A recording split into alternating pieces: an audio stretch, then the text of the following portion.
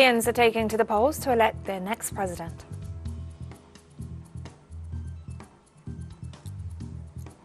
Argentina's Chamber of Deputies rejected the proposed 2022 budget, leaving the government of President Alberto Fernandez without a spending plan for the coming year.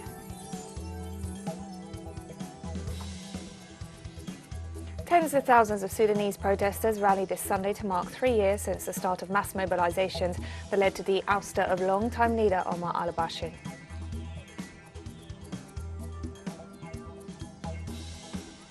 From the headquarters of teleSUR English in Havana, Cuba, this is From the South, I'm Katrina Goss.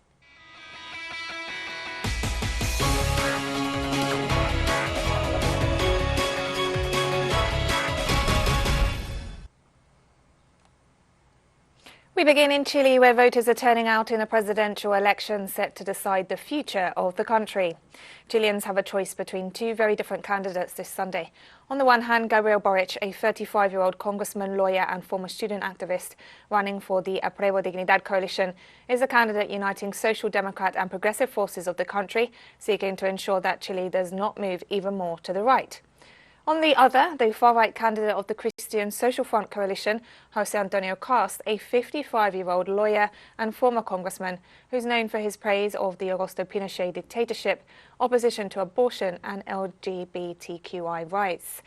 15 million Chileans are called to cast their ballots, with expectations that the turnout could be higher than in the first round.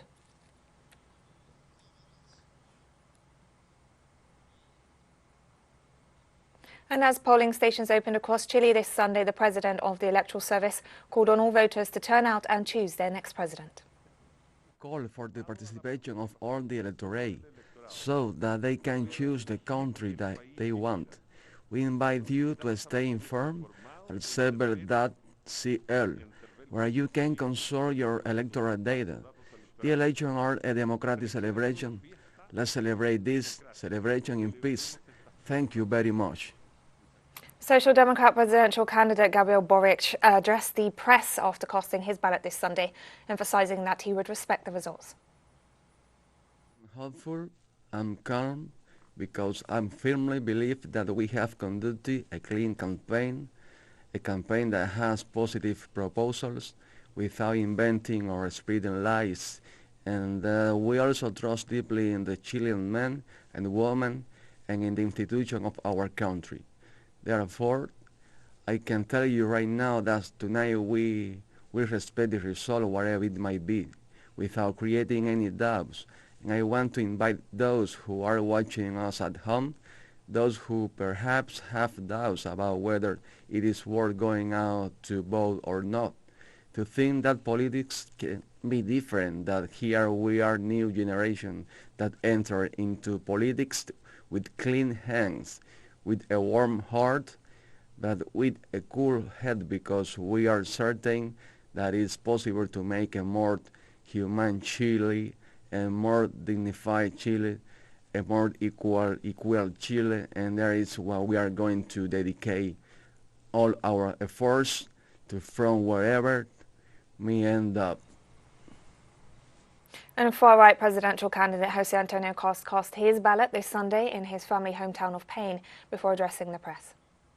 For me, it would be a great honor to be able to lead the destiny of the nation. It is something that no one can imagine, what it feels like to get the people's affection and their support. Also to say that, though there are legitimate differences, we have to work for dialogue and reconciliation. And is this done on the basis of justice, order and safety? Chile's outgoing President Sebastián Piñera cast his vote in this Sunday's second round. That will see either far-right José Antonio Cast or Social Democrat Gabriel Boric succeed him. Piñera faced a possible impeachment trial back in November over allegations of corruption linked to the sale of a mining company, which were revealed in the Pandora Papers scandal. Piñera has overseen a neoliberal government rejected by a large part of the population, as seen in the 2019 uprising, met with violent repression by state security forces.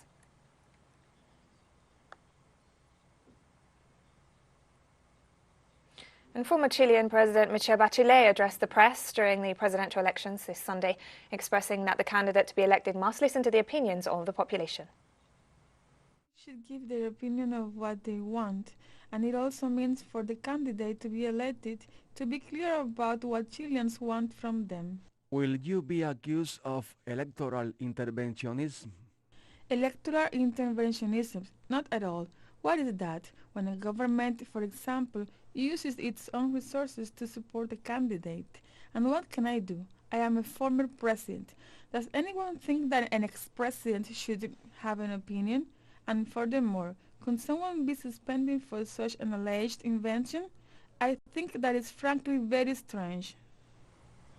And to discuss the presidential elections underway in Chile this Sunday, we now welcome social scientist Elizabeth Gerber of the University of Santiago de Chile. Elizabeth, thank you so much for joining us today. Thank you. I'm very pleased to. But I'm hearing you very, very low. I don't know what the problem. There's a problem with the sound. Elizabeth, can you hear me better now?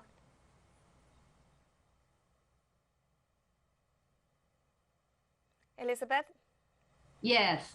Now, okay. If you talk very loud, okay. Perhaps, I don't know what the difficulty is. Yes. Elizabeth, Chileans are faced with a choice between two very different candidates for president this Sunday. What can you tell us about each of them and the platforms that they represent? Sorry, could you repeat the question, because it's very difficult to hear you, to listen. Elizabeth, can you hear me better?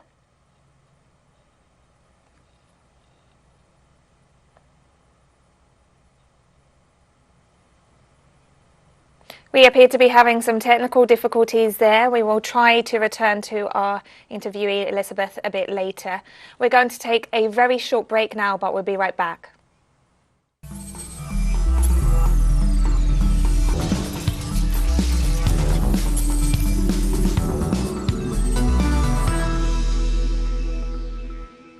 Welcome back to From the South. To discuss the atmosphere on the ground as the second round presidential elections take place in Chile, we now welcome our special correspondent, Carlos Montero.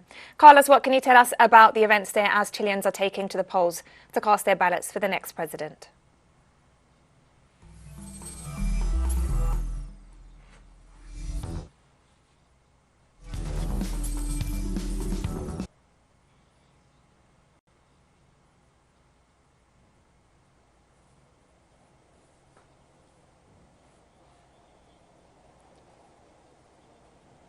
Carlos, can you hear me?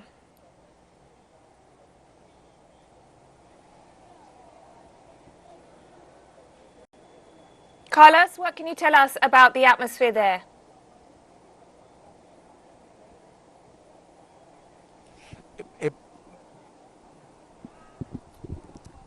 Hi, how are you? I'm sorry, we have some problems with the audio. I'm here in school in Santiago. This is one of the centers. They are for people to vote. That lady behind me just vote. The process is very simple. It's taking no more than a minute. There are only two candidates, Gabriel Boric, Jose Antonio Cast, one from the right, the other one from the left.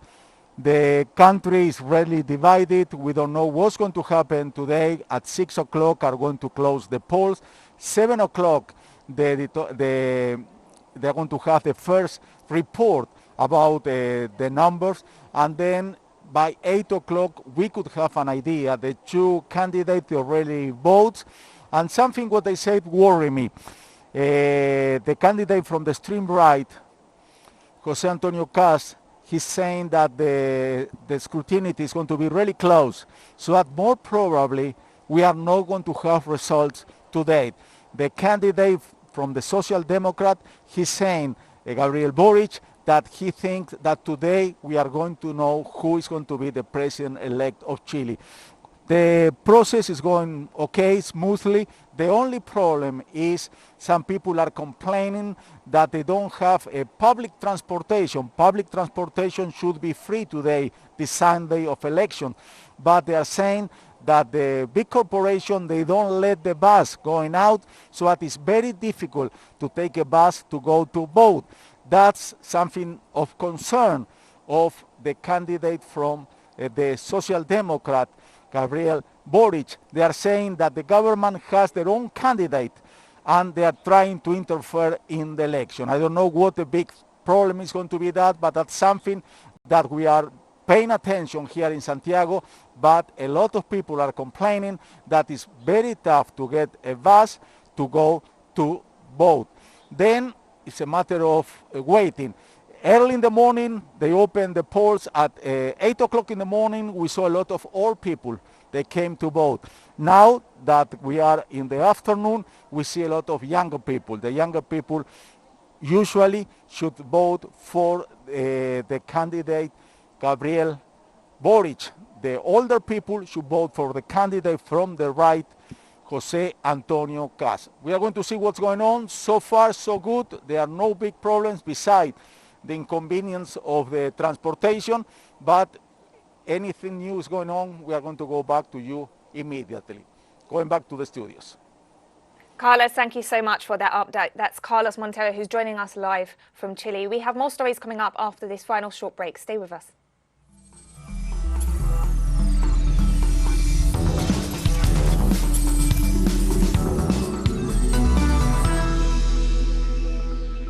Welcome back to From the South. To discuss the presidential elections underway in Chile this Sunday, we now welcome social scientist Elizabeth Gerber of the University of Santiago de Chile. Elizabeth, can you hear me? And thank you for joining us. Yes, I can hear you. Thank you. I'm very pleased to talk with you. Elizabeth, Chileans are faced with a choice between two very different candidates for the president this Sunday. What can you tell us about each of the candidates and what they represent?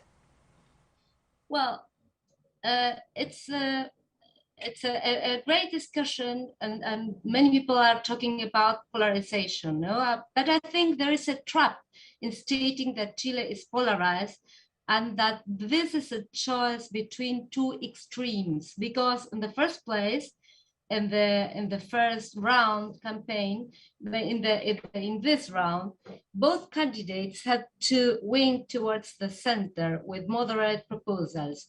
But above all, Boric was never from the extreme left. In any European country, Gabriel Boric and the proposal of his sector, his political parties, would be considered social democrats. But we have indeed a new phenomenon, I would say, in Chile, and that's this candidate, this very important representation of the extreme right, of the far right.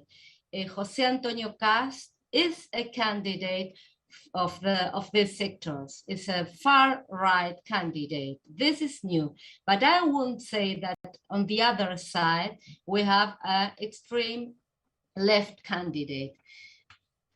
Elizabeth, that's a very important point that you make there. In other news, Chile's in the process of redrafting its constitution, which is one of the outcomes of the mass mobilizations of 2019. How might this process to redraft the constitution be affected by the result of this Sunday's vote?